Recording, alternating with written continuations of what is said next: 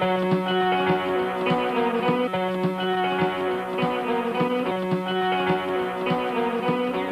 week ago, Manchester United, Vesti's old club, became the first team ever to win the double-double. But for 26 years, the club that was considered the self-styled king of football failed to win the one prize that mattered, the league title. This is the story of those lean years, a story of small victories and big money, brothers in arms and sibling rivalry, an everyday football family history.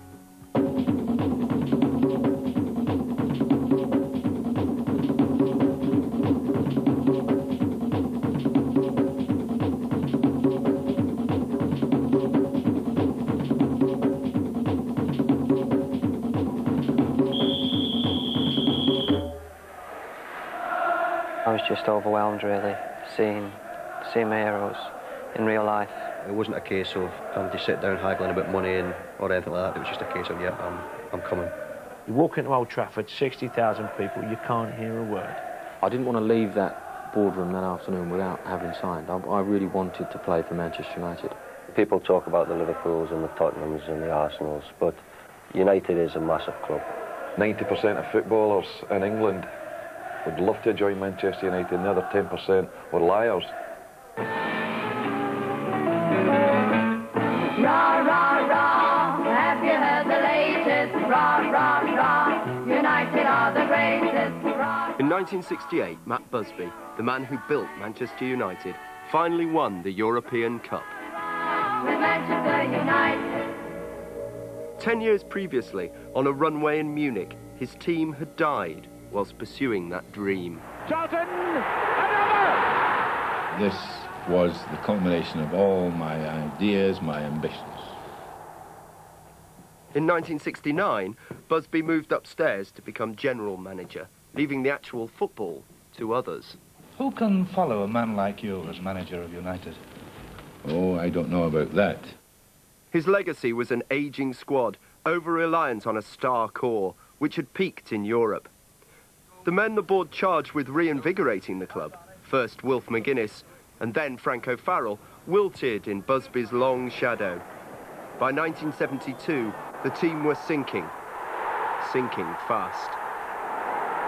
So the Stretford end is stunned into silence. Busby, now a club director, looked north to his own homeland for a man big enough to fill his shoes. Scotland team manager Thomas Henderson Docherty. I was offered the salary on the phone before I come down, even before Frank O'Farrell got the sack. I knew, in other words, I knew what I was getting before Frank was leaving. He came in and it was like a breath of fresh air after Frank. You know, he was very outgoing, he was very positive, very enthusiastic, and he was wonderful. He wanted to be the next manager to put Manchester United back on the trail again, you know. And the way he was going to do it was by building a completely new team. There was a lot of players cheating. They were on the treatment table all week and passed a fitness test on the Friday and played on the Saturday, and they're back in the treatment table on the Monday. That was a regular routine for them. I mean, you don't say that about people, about old pros that have done whatever they've done down through their life and maybe had a good career. You don't throw them aside as if they're nothing. You've got to have a great deal of respect for people that have done great things in football. Docherty faced some difficult decisions, particularly those concerning the future of Busby's Holy Trinity: Dennis Law, George Best and Bobby Charlton. The first to read the rooms was Charlton, who saved Docherty a job by retiring. The first gentleman of football makes his last appearance in the Football League. Bobby Charlton coming out to mark this momentous occasion.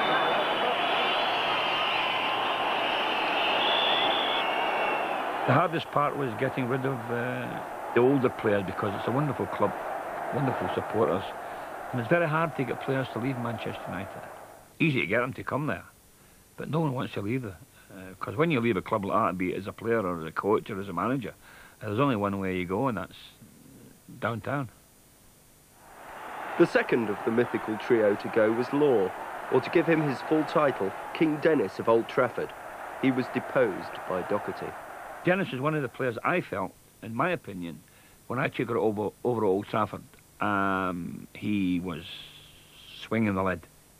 You're talking about a legend at Old Trafford. What do you do with it? What do you do with a legend? He seldom trained when I was at the club. He was one of the ones that was on the treatment table. What happened? I was probably past my best.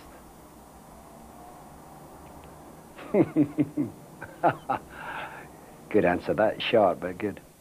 I got him in, told him what I was going to do, give them a free transfer. And I told him early, rather than tell him at the end of the season, when there's a rush for free transfer players. I told him in ample time. He told Dennis that he'd had a new contract the following year and go home, have a good summer. When Dennis got home, saw the television, put in the transfer list. I've always told the player to his face what I was going to do or what I intended to do. So then when I went to the board with that, it wouldn't come as a shock to them, and they knew that that was on the agenda. And how did he break the news to you that you were perhaps past your best? I found out in the newspaper, yes. And you were pretty unhappy? Well, you'd be disappointed, wouldn't you? Meanwhile, Busby had persuaded George Best to return from self-imposed exile.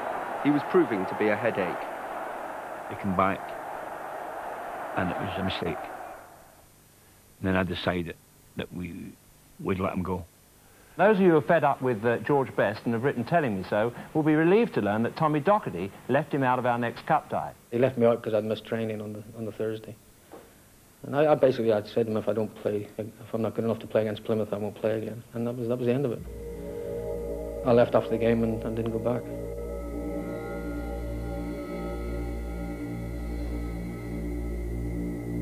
Any man at 27 years of age in the prime, and arguably at the time, one of the best three players on this earth, who can walk out on the game at 27 years of age just before he's reached his peak, there's got to be something wrong with him.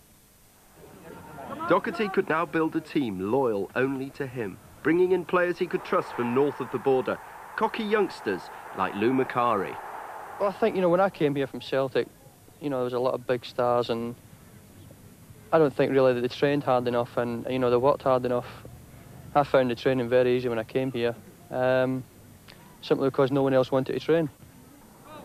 But Docherty still worried that his control was being undermined. Having a staunch Busby loyalist, Pat Creran, for an assistant didn't help. We'd found a job for him, for the want of a better word. I went along with it, and it was a disaster. The best thing you can do as a manager, if you've got an old pro who's spreading the gospel, the wrong gospel I might add, is to get him on his bike as quick as you possibly can. I think at the end of the day it was probably a relief for me because I couldn't put up with it. Oh, just the lies that was going on at the club at that particular time. Paddy and I fell out over that and were never the same. Enemies, really. I was never bitter, but he was. And all I did was my job, saying I'd made a mistake. Docherty's new blood was not yet circulating properly. In April 1974, his United found themselves on the lip of relegation, facing a Manchester City squad which now included one of their own, King Dennis. Well, I had to play, but I was a professional player, wasn't I? Had to play in the game. Why didn't you want to play? Well, of course, it was against United. It was Old Trafford. They were having a bit of a lean time. It could be disastrous for them if they got beat, so I didn't particularly want to play in the game. Had to play. It was no score, and a few minutes to go, Dennis scored with a back heel. I remember the ball coming sort of on my left. Somehow he just sort of let it go past him and he flicked his heel.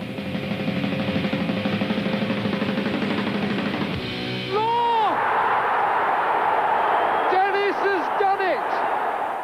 But I'll never forget the look in Dennis's face. I thought you were supposed to be happy when you scored a goal. But I'll never forget the look as long as I live. We knew we were going down. I mean, we'd prepared for it from Christmas onwards because we were we just couldn't win at all. But when it finally happened, when he backheeled that ball in, it was numb. It was an awful feeling. You lot say you were fairly disappointed. Well, disappointed, yes.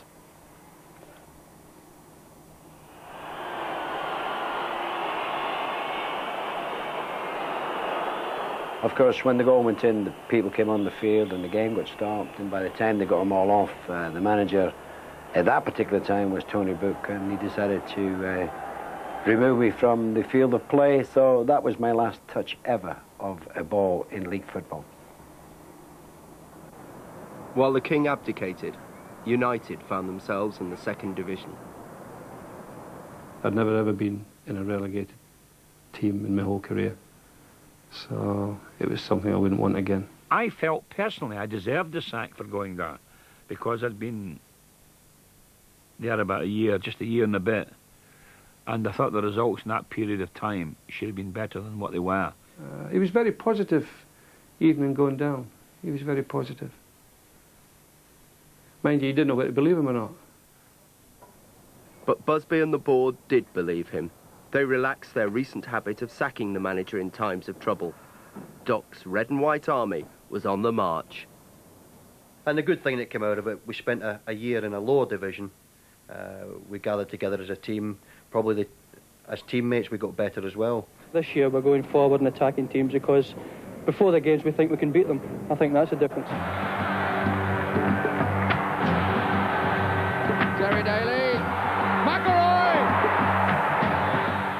At the end of a season malleting Fulham, Cardiff and Notts County, the Doc still had unfinished business with Busby's last remaining acolyte, club captain Willie Morgan.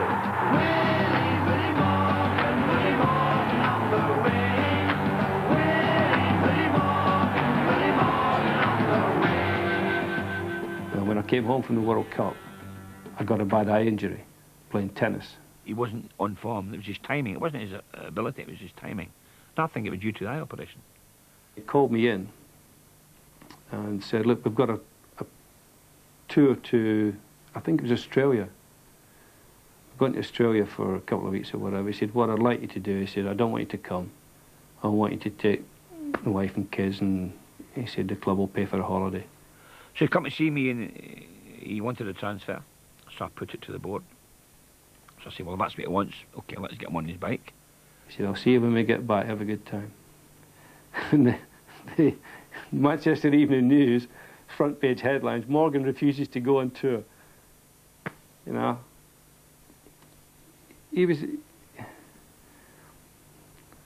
There isn't a word, there is a word to describe him, but again, I'm sure if I don't want my kids to hear it. Doc's team stormed back into the first division.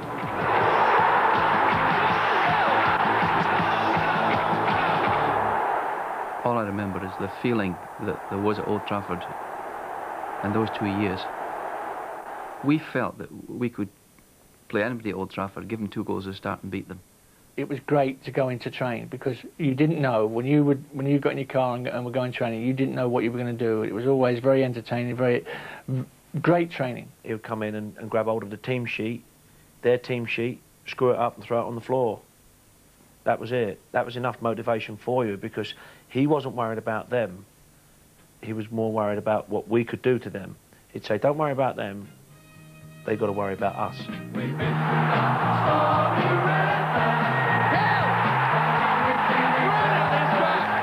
For the first time since Busby, they were serious players in the championship race and reached the Twin Towers of Wembley in the FA Cup final, where they faced Southampton.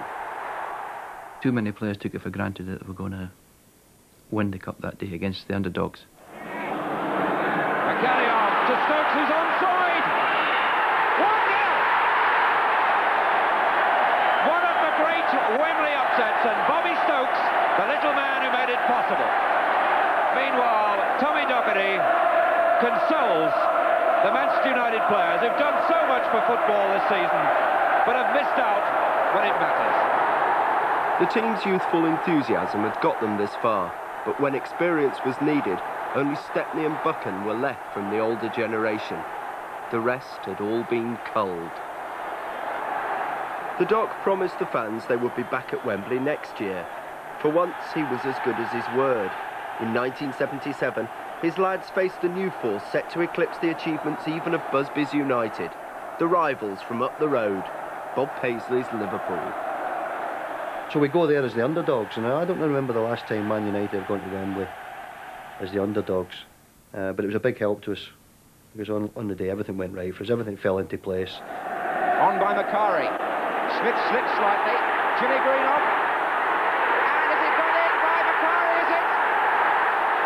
12 months after losing here, Tommy Docherty, the manager who one or two people rather cruelly said was the most successful failure in football, has today proved them wrong. We promised you last year we would bring the cup back, and we brought the cup back to the finest supporters in the world. But as he shared a jolly fry-up with physio Laurie Brown on the morning of the cup final, news of his affair with Brown's wife Mary was about to hit the front as well as the back pages. Gaffer gets everything, look. He's in this one as well. The story was breaking the following day, and I thought I'd better let Matt know just to before he picks up the paper and gets a shock. So I phoned him up. I says, "You all right, boss?" You know the first words he said to me, "Matt, man, drop dead if I'm telling a word of a lie. What has he done now?" I says, "True as God." I says, "You won't believe it, boss. He's got off with Laurie Brown's wife, Mary." Oh, my God. And it was just a few days after that, when he came back, that Tommy Dock got the sack. Docherty, manager of United since 1972, went to Old Trafford this morning. He wouldn't talk to reporters as he waited for the director's decision. They met at the Cheshire home of Louis Edwards, the club's chairman. Among them was Sir Matt Busby, the former manager, who flew back from Dublin specially to attend today's meeting. I was shocked because if anybody tells you they knew what was going on, they're liars, because nobody knew. I mean, Matt was always a great believer that the image of the club should be right. You know, that should be very, very important. There should be nothing to damage the image of the club. He'd come back, he'd got the team back from relegation. We'd done well in the league. We were now becoming a force. There was great young players coming through. We won the cup, and next thing, you know, he'd gone. I don't know. I think if Sir Matt had said I'm staying, I'd have stayed. I think Sir Matt, in fairness to him, said no, we cannot tolerate this. I think the thing that got him the sack wasn't so much falling in love and leaving his wife and marrying the physio's wife. I think what it was making the physio a reserve team trainer and sending him on scouting trips and going around and giving his wife one when he was away.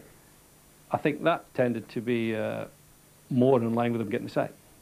If you go from United, you might think, oh, well, I'd like to get a team and build them as big as United, or be as good as United. But that's not possible. They're the best and the biggest. You can't build anything like that. It is the board's intention to appoint a new manager as soon as possible, and applications are invited from managers with experience and proven ability, which should be addressed to the chairman, Mr. Louis C. Edwards, at the club address in confidence. Why has it taken so long from the initial involvement with Mrs. Brown that we knew about? That's the statement. That's all the club wished to say, and I don't want to answer any further questions. Players are funny. They may say, oh, I'm disappointed the manager's gone, and be disappointed, but there's always another one comes along. Dave Sexton arrived in Manchester to take on what's regarded as the top job in English club soccer. If you're a manager and you look at the past record and the players and the managers that have been there before, you know you've got your work cut out to hang on to their coattails, let alone do anything wonderful sort of thing. Busby and the board chose a modest man to succeed the Motormouth. After the personality, the person. He's a nice chap, but he's got nothing to say.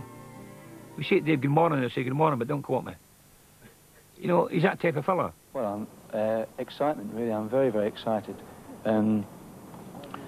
Just, you know, I was thinking about the players. You know, it's like you open the fridge door and the light's gone, there's nothing there. Sections teams play dull, because Dave's dull. In fact, give or take some new arrivals like Gordon McQueen, Sexton's team was much the one he'd inherited from the Dock. But the man was very different. Normally, when you take over, when a manager gets a new job, the team he goes to is struggling because they're looking for another. Things haven't gone well, obviously. But this was completely different, and Man United were on a high. So, in fact, I had to be careful that I didn't alter anything.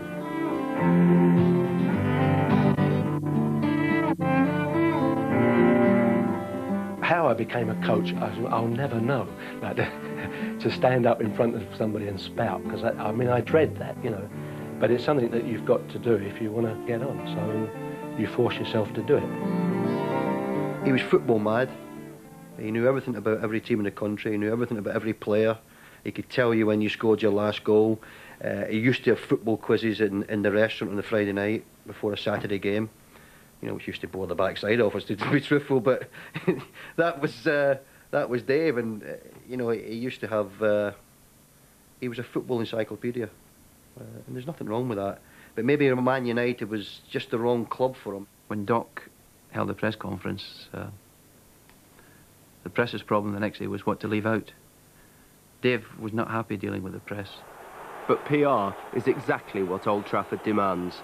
Without an assertive father figure to rally round, the fans grew restless. You could sense the atmosphere when the Doc was there, and you could sense the atmosphere when Dave Sexton was there, and it wasn't as much. Meanwhile, Sexton was trying gamely to interest his boys in football homework to improve their tactics. One morning we went out, we did this corner kick routine where certain signals meant certain things. And after 45 minutes, it hadn't worked because we hadn't scored a goal in 45 minutes. So all the signals had gone wrong, all the planning had gone wrong, and nothing really was happening. Gordon McQueen turned to Dave and said, "Hey Dave, why don't we try this one where you take the corner kick, you chip it over, it hits my big stupid head, and I head it in the back of the net." In the dressing room, the atmosphere was as raucous as ever. But a generation gap had emerged between the naughty younger boys and head prefect Martin Buchan. A lot of people misunderstood Martin because he was very thorough in his preparation, very meticulous, very smart. Sort of everyone stayed away from him. I think it was one of the lads when it came. I mean, I played the guitar when we were having a night out. Drunk as much as any of them. He used to have a comb, a special comb, and he used to be sitting under water, and he'd be, and he used to go, "Oh my God, will you shut up in there?" He used to, "Oh, not singing that song again." And everybody used to come out, and everybody used to tuck their shirts up and go, "Martin, I was the one that was always joking about. I used to do Norman Wisdom, and it was very popular. They'd all be sitting around the dressing rooms getting ready, and all of a sudden I might pop my head into the door and go, "Is there a game today?" Of course, like that would crack everybody up, you know. Gordon was ideal because he joined us, and you know, he was a cocky cockney, and a few of the lads said, "Hey, we've got to sort this lad out very quickly." And I just smacked him in the back of the head and said, "Why don't you waken up?" You know, I thought it was one of them until I saw it was Martin, and then I did see red, and I went after him. And he said in his wonderful Norman Wisdom accent, "You do that again and I'll kick you in the bollocks." The odd skirmish apart, Sexton's soldiers nearly achieved great things. In 1979, they reached the cup final against Arsenal. Against Jordan. McQueen! Gordon McQueen turned it in! But with seconds to go, they were 2-1 down. McElroy's through. McElroy's through. And McElroy has done it! We felt when we got the equaliser, you could see it in the Arsenal players' faces that they'd gone. And if that game was getting into extra time, which everybody in the stadium did, including the players, it's getting into extra time, we will whack them in an extra 30 minutes. But of course, it never quite worked out that way. There's a minute left on the clock. Brady for Arsenal. Right across. Sunderland! It's there! It's 3-2! Arsenal are back in front for Alan Sunderland. Well, that picture says more than any words can do at this time. The defeat was symptomatic. Somehow, under Docherty, United were greater than the sum of their parts. Under Sexton, they were less. To strengthen his team for a fresh assault on the league, Sexton went shopping for an old friend. The one thing you have to do playing for Man U is to perform, and perform consistently. And I wasn't. So I took a little bit of barracking from the supporters, but that's to be expected. There's been a few players in the history of Manchester United that couldn't handle playing in front of the big crowds. You know, you've made a mistake or two, you know, if crowds start getting onto you, it's a little bit different. 50,000 moaning or groaning at your mistake rather than 5,000. The chequebook came out again, but Sexton's purchases carried no guarantee. At Nottingham Forest, Gary Birtles couldn't stop scoring. At United, he couldn't start. Gary Birtles actually played technically very well in that period. Well, he fell over his own feet there. He just couldn't get the ball in the back of the net. Off the bar! Well, how unlucky can you get? Despite Birtles' problems, United won the last 7 games of the 81 season. It would not be enough for the board. And there's the final whistle. And Manchester United end their home season on a winning note, doing all they can do to retain an interest in the championship. Dave Sexton indeed joining the lap of honour as he looks forward to a new 3-year contract as the manager of Manchester United. But there wasn't going to be any 3-year contract. Never mind that they came second to Liverpool the previous year. The nearly man was to discover that at Old Trafford, nearly is nowhere near close enough. I think the thing we have to look forward to is that Manchester United is a business, and a lot of the supporters weren't happy this season, and that was reflected in the hundreds of letters we received. That was the 3rd time I got the sack, because I got the sack at Chelsea. Oh no, it wasn't the 3rd, because I went to Coventry and I got the sack there as well. So it was the 2nd time I got the sack. So, and it's humiliating, you know, to get the sack publicly. So it's not very pleasant. But, you know, happened to a lot better people than me. The new club chairman, Martin Edwards, had the summer to find a potential league winner. He looked everywhere, including Southampton and Laurie McMenemy. I think we've got one in mind. Is that Laurie McMenemy? I wouldn't answer that. There's lots of other names getting banded around. We weren't quite sure who we were going to get. Are you interested in Brian Clough? No, we're not. A journalist rang me from Manchester. Said there was Manchester United would be very interested in interviewing me. Would I be interested in the job? I said, of course I would.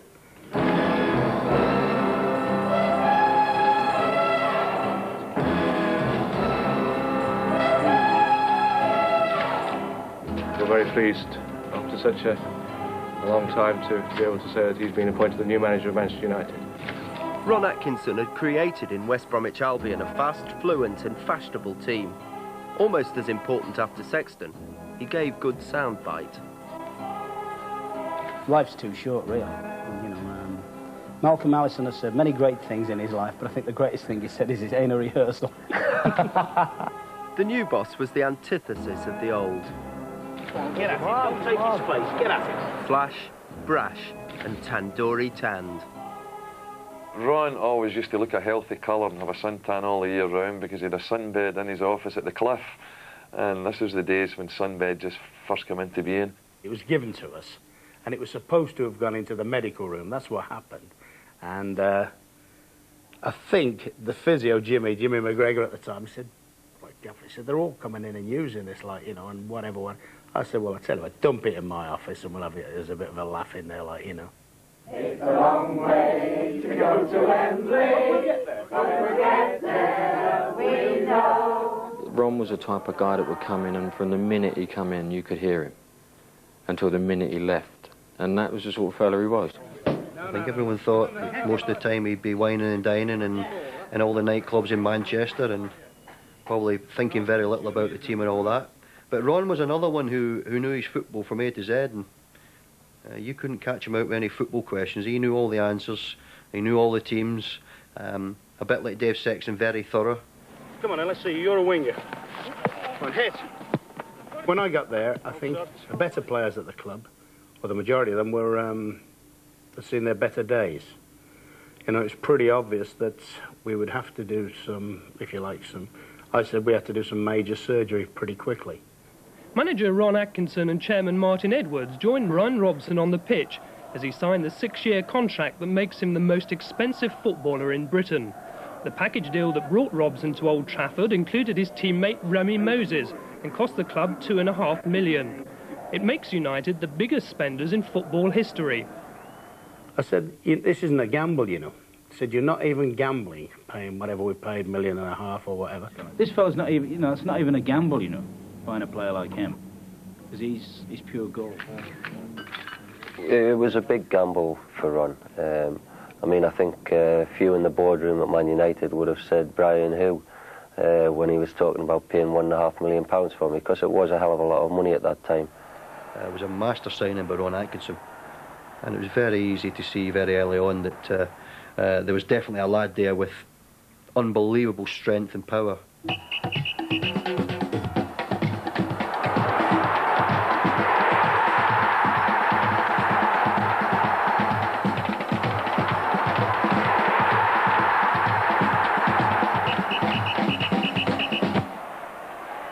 At the club, just little incidental things was always done for you. Bathrobes, flip-flops, all things like this. It was just little bits and pieces, but they made you feel as if, you know, it was very professional at the club. Atkinson's throw of the dice was immediately successful.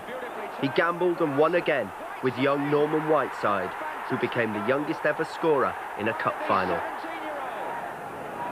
In 1983, Atkinson popped the FA Cup into the trophy cabinet.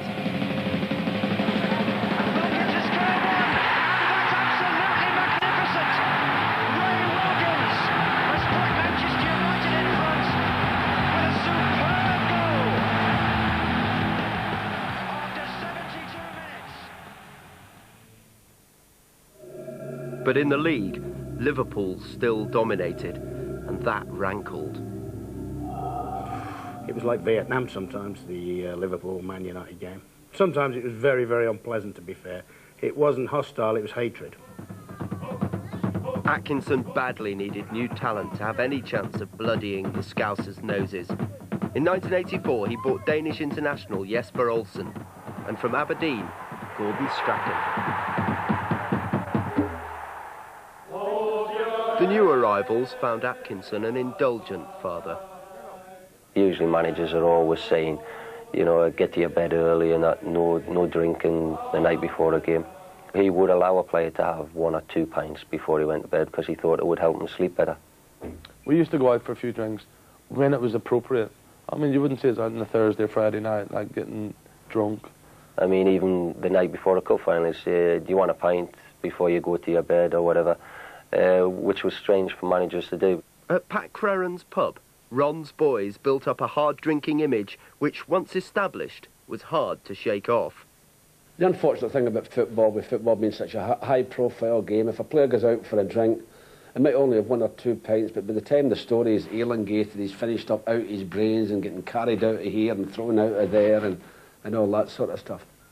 I was with the kind of the C squad, the socialisers. There was the A squad, which was you had to be able to drink 10 pints of beer a night, which I was nowhere near. Once people have, you know, 4 or 5 pints, the tongue loosens and everybody tells a few home truths, and sometimes things can be sorted out there, and you get to know each other as lads as well then. The A squad were legendary in the fact that they were led by the captain, and Captain Marvel, Brian Robson. You get to know the strong personalities and the ones who maybe is not so strong. I went out one night with them. I think I ended up in Booty Brian's Jaguar, travelling to Bury. Then, I don't know how I got home from Bury, but my wife thought, christened me the new George Best when I got home that night. It just, you know, cheeses me off a little bit when people say, oh, they drank too much, they drank too much. We were always first on the team sheet, and we had a little bit of success as well, so we didn't do too bad. Right side shoots! After winning the Cup again in '85, United were on target to win the league and won the first 10 games of the next season. The gaffer focused all his energy on his first team, the Magic Circle. I think it worked well for the lads who were actually playing in the team all the time. When I first got in the team, he said, you're in the Magic Circle, son, which meaning I'm part of the first team, which was, you know, brilliant.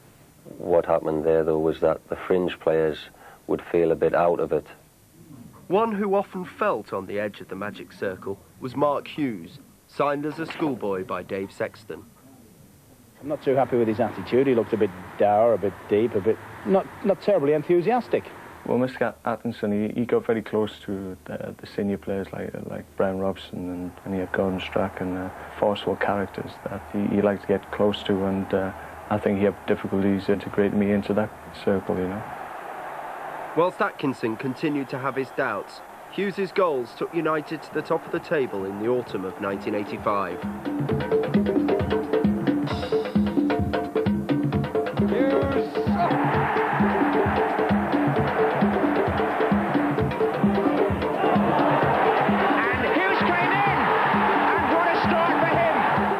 But Sparky's talent had been spotted by Terry Venables, manager of Barcelona, who made an approach to buy him.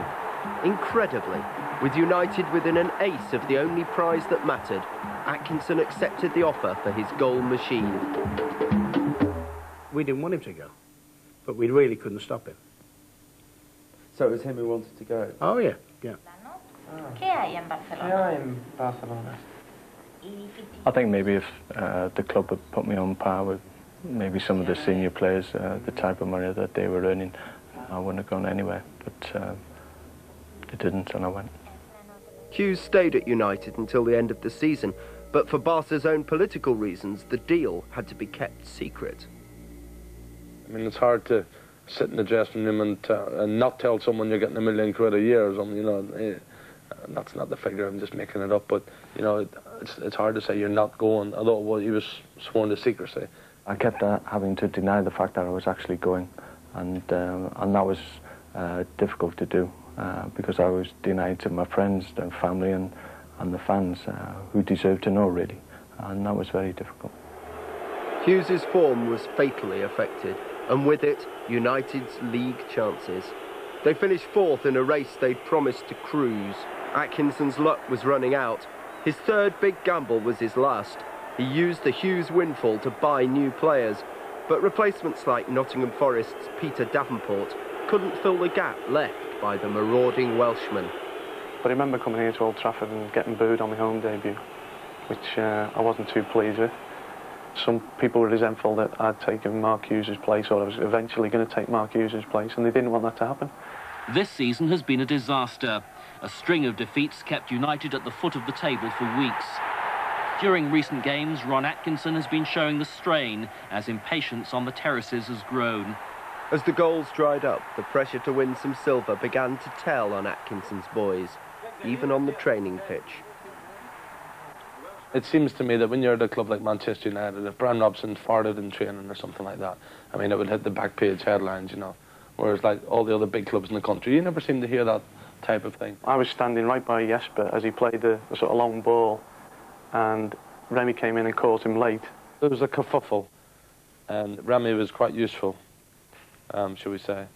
And then Remy came over and hit him with a bit of a right hook. They had an altercation which Remy won hand, well, I was going to say hands down, he went hands up, easy.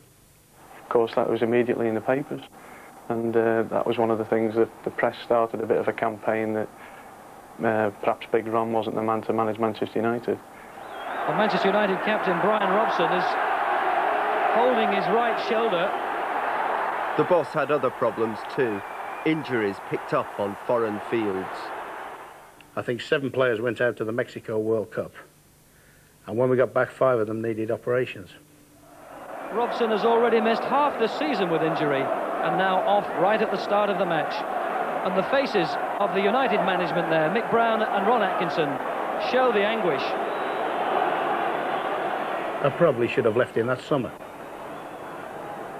We just got beaten a cup replay at Southampton. Martin Edwards called me in 2 days later and said, you know, we made a decision that we're going to, you know, we're just finishing your contract. He's the only man I've ever known who's got the sack and had a party at the same time. Started off as a quiet drink in my office with a few friends, went on to something else, All of a sudden people started appearing from nowhere, and before you knew it, we were in full swing. When did you think the things started to go wrong, Ron? That's always hard to say, isn't it?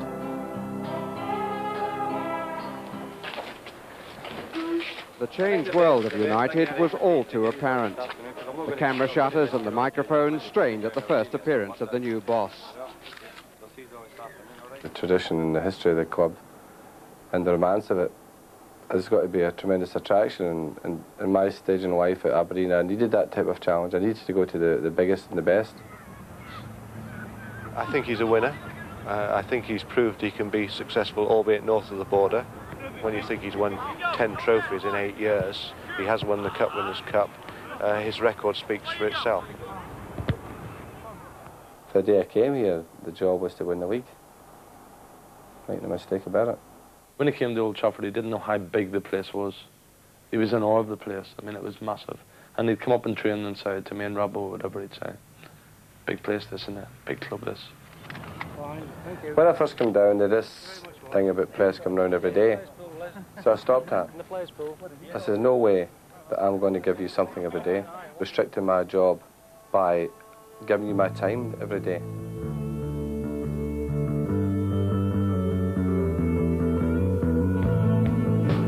The team at the time were second bottom in the league. I think it was quite an oldish team, and times ran out for some of the players. And I felt then there was a bit of work to be done. The first thing Gordon said when he knew that you know, Alex Ferguson was on his way down was he came in and shook hands with the line and said, bye-bye, I'm on my way out. Finn Gordon. In fact, it was Davenport whose days were numbered. Strachan managed to hold on for another 2 seasons. But former Gillingham and Norwich player Steve Bruce was snapped up by Ferguson. I mean, when I first arrived, which was in '87, the big thing was Manchester United hadn't won the league for 20 odd years. Now, a club of this stature and this status, that was the holy grail, if you like. We couldn't accept Liverpool dominating anymore, or Arsenal were now emerging. But to do something about it. He huffed and he puffed, but United still only managed second place in the league in 1988. The champions were, who else? Liverpool. That night I decided I was going to change it. And when I got back, first thing he said, Norman, the club have given me, you know, 20 million quid to spend, and you're not part of my future plans type of thing. And I found this hard to take because, I mean, I've been there from such an early age and crying and didn't know what to do with myself. Because it was a big wrench. I knew it was going to come, but just wasn't sort of ready for it. You're never ready for talks like that. Out came the chequebook, and in came Pallister and Ince. Plus, the prodigal son returning from abroad, Mark Hughes. When I left the club, I always said, well, I'd love to go back there when my time abroad was up. But in reality, I never thought that would happen. Alex Ferguson was a new, tougher parent, impatient with his boys if their minds wandered from the task ahead of them. Well, there was many occasions when he'd blow his top, but only because of the will to win that he had. Peter Barnes came off about 15 minutes to go, and when Fergie came in, he had a screaming match. The person that was getting the telling off would get what we call the hairdryer, where he would stand nose to nose with you and just shout and bawl and end up with your hair behind your head, you know. Peter had disappeared and he'd come off 15 minutes earlier than everybody else. And Fergie was looking for him, and he went looking for him. He looked in the bath and what have you. He couldn't find him in there in the toilet, so Peter seemed to have disappeared. After 5 minutes, he'd calm down and try and sort out what he was trying to say. The door opened. It was Peter Barnes, who was freezing. He'd been lying in the bath for the last half hour, and when Fergie came in, he ducked under the water so he couldn't get him. I've got a temper if I need it. Nothing wrong with losing your temper. That's the right reasons. The new mix of players needed time to gel, but time is the one luxury the media never give to United managers. And in December '89, familiar storm clouds were gathering. You've got to hold your hands up to Martin Edwards, who stuck by Alex after he'd been at the club for about 2.5 years, and there was a few people starting to rumble in the background, and Martin Edwards stuck by him. The directors never ever mentioned the possibility that there would be a change with Alex Ferguson, because we knew he was right. Lee Martin from left back, an inspired run on the far side. A chance. The youthful promise that unexpectedly brought him his first trophy, the FA Cup in 1990, soon began to flower. The new sons of Old Trafford, Fergie's fledglings. It's the young new blood at Old Trafford, which has put Manchester United back into the FA Cup. I've been with City as a kid, the centre of excellence, and they sort of assumed that I'd signed for him, but no one actually asked me to sign for him, so I went to Man United for a week and loved it there. By the end of this season, Ferguson will be United's longest-serving manager since Busby. Keeping young men like Ryan Giggs training and away from the predators is just part of his working day. Ferguson remembered with horror what had happened to George Best. He didn't want it to happen again. I don't want them going to open shops here, there and everywhere, or being out every day of the week doing commercial things or charity things. All these things have to be controlled. Energy is so vital with footballers, because we're playing cup finals every week out there. Fergie's lads began to accumulate trophies. The FA Cup, the European Cup Winners' Cup, the Rumbelows Cup. But the one that proved you really were better than your peers still eluded him, the league. Mark Walters forced the ball home to leave United's fans wondering why Alex Ferguson and his team had become the latest squad to fail to satisfy a 25-year-old craving at Old Trafford. Well, I think that was the lowest point in my career, definitely. You know, where we hadn't won it, or we hadn't achieved anything. In 1992, Leeds, chivied by Gordon Strachan, stole the league after United had led on the final bend. And everywhere I went, people were, you know, saying about the league and, you know, when are you going to win it? You know, are we going to win it? And then you started to think, you know, how much it meant to him. The media blamed Fergie for letting his own impatient jitters get to his team. I think he felt we were very nervous. I remember before the Liverpool game, he brought in a comedian from somewhere for the pre-match meal. I think it must have been very hard for the comedian because we weren't really in the mood, but he did his best. Much of Leeds' success that year was thanks to an outrageous Gallic import. That's an arm! 3-2 to Leeds United, and the Frenchman scores his second. So Ferguson bought him, an unrepeatable bargain at £1.2 million. Il est une star, Eric Cantona. Il est un ange, il est un mélange insolitera. I don't think anyone realised how good a player he was until he came to Manchester United. Until you've seen him first-hand in training every week, then you realised that he was something special.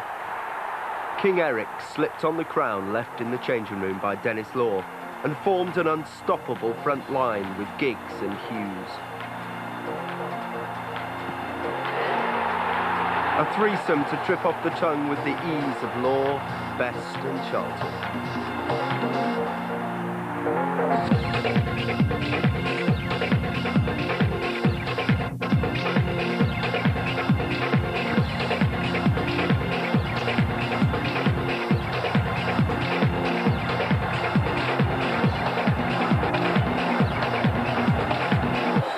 In 1993, Ferguson's link-side single-mindedness paid off.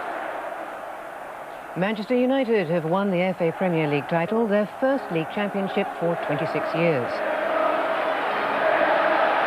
that's the moment Old Trafford has been waiting for since 1967.